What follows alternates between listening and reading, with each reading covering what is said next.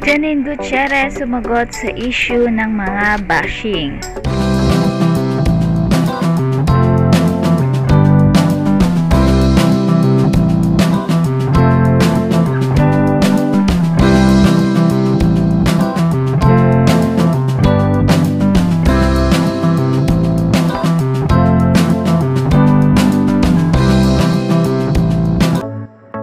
Hello mga ka-chika and hello po sa lahat ng masusugid na mananood. Welcome po muli sa aking channel.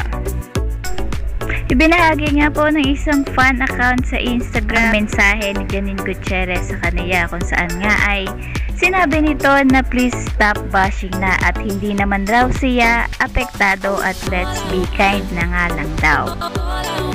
Anyways, marami naman ang na-excite sa pagiging kontrabida role ni Janine Gutierrez. Hindi naman pangit na role ang pagiging kontrabida dahil dito ko nga masusukat ang husay ng isang aktres kung kaya ba niyang gumanap ng bida at maging kontrabida din. Rudy Santa Maria. Yes. Which is funny kasi nung nag-renew ako ng contract sa ABS, they asked me kung sinong pangarap kong makatrabaho.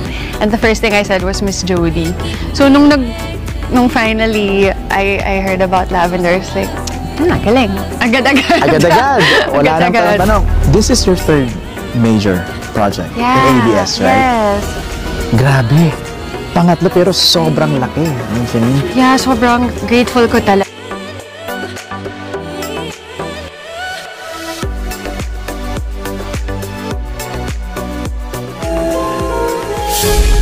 Mga kapamilya, isa na namang sobrang exciting na offering ng Dreamscape and ABS-CBN. Please, abangan niyo po ang Lavender Fields, malapit na malapit.